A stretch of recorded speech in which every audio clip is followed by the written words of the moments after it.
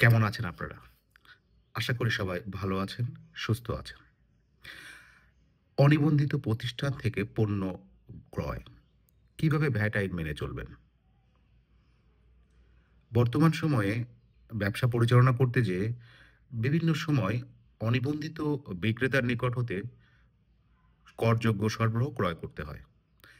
সে বিষয়ে আইনের বিধিবিধান এবং কিভাবে আমরা তা সহজে মেনে চলতে পারি, আজ আমি সে বিষয়ে কথা বলার চেষ্টা করছি। তো চলুন শুরু করা যাক। অনিবন্ধিত ক্রেতার নিকট হতে বা বিক্রেতার নিকট হতে পণ্য ক্রয়ে ক্রেতার করণীয় কি হবে? প্রথমেই বলে রাখি, আমাদের দেশে বর্তমান ভ্যাট আইনে অনিবন্ধিত বিক্রেতার নিকট হতে পণ্য ক্রয় না করার ব্যাপারে সুস্পষ্ট বিধিবিধান দেয়া আছে। অর্থাৎ আপনি স্বাভাবিকভাবে একজন অনিবন্ধিত বিক্রেতার নিকট হতে কোনো সরবরাহযোগ্য পণ্য বা সেবা ক্রয় করতে পারবেন না। এখন এরপরও বাস্তবিক অবস্থায় অনেক সময় দেখা যায় আমাদের অনিবন্ধিত বিক্রেতার নিকট হতে পণ্য ক্রয়ের প্রয়োজনীয়তা দেখা দেয়। সেক্ষেত্রে আমাদের করণীয় কি হবে?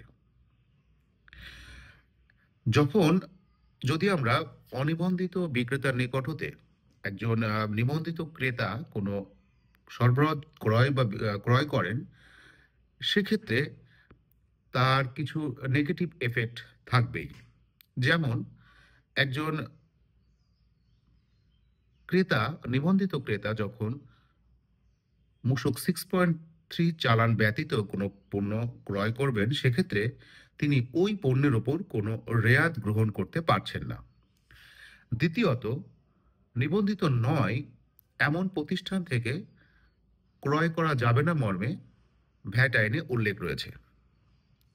যদি আপনি কোনো অনিবন্ধিত ক্রেতার কাছে নিকট হতে কোনো পণ্যদ্রব্য ক্রয় করেন, তবে আপনার বিরুদ্ধে ভ্যাট আইন অনুসারে মামলা করা যাবে এবং সেক্ষেত্রে আপনার শাস্তি পাওয়ার সম্ভাবনা রয়েছে। আমি আগেই বলেছি, বাস্তবিক অবস্থা অনেক সময়ই এমন থাকে না যে আমি সমস্ত সময় নিবন্ধিত বিক্রেতার নিকট হতে মূসক 6.3 চালান সহকারে পণ্য ক্রয় করব। সেক্ষেত্রে আমরা যেটা করতে পারি তা হলো, যদি এমন প্রয়োজনীয়তা দেখা দেয় যে আমার অনিবন্ধিত বিক্রেতার নিকট হতেই ক্রয় করতে হচ্ছে, সেক্ষেত্রে ওই পণ্যের উপর আমার যে মূসক প্রযোজ্য হার প্রযোজ্য রয়েছে, সেই মূসক প্রযোজ্য হার আমি প্রদান করে দিব। অর্থাৎ ক্রেতা নিজ দায়িত্বে এই মূসকটা সরকারি কোষাগারে জমা প্রদান করবেন।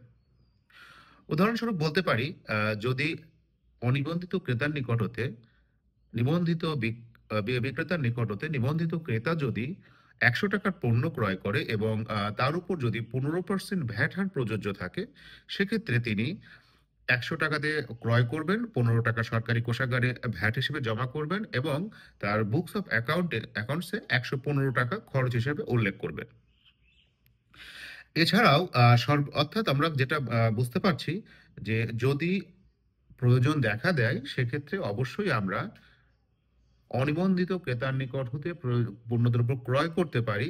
তবে সেক্ষেত্রে সরবরাহ গ্রহীতা ওই পণ্যের উপর প্রযোজ্য হারে ভ্যাট পরিশোধ করবেন। এটা আমাদের ভ্যাট আইনের ধারা ৪৯ এ বিস্তারিত উল্লেখ আছে। আ আপনারা সেখান থেকেও দেখে নিতে পারেন রেফারেন্সটা।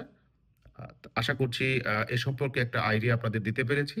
এরপরেও আপনারা যদি বিস্তারিত জানতে চান, আমাকে কমেন্ট বক্সে উল্লেখ করতে পারেন। আমি চেষ্টা করব আপনাদের উত্তর দিতে। এরকম ভ্যাট ট্যাক্স রিলেটেড টিপস পেতে আমাদের চ্যানেলটি সাবস্ক্রাইব করে সাথে থাকুন। ভালো থাকুন, সুস্থ থাকুন। ধন্যবাদ সবাইকে।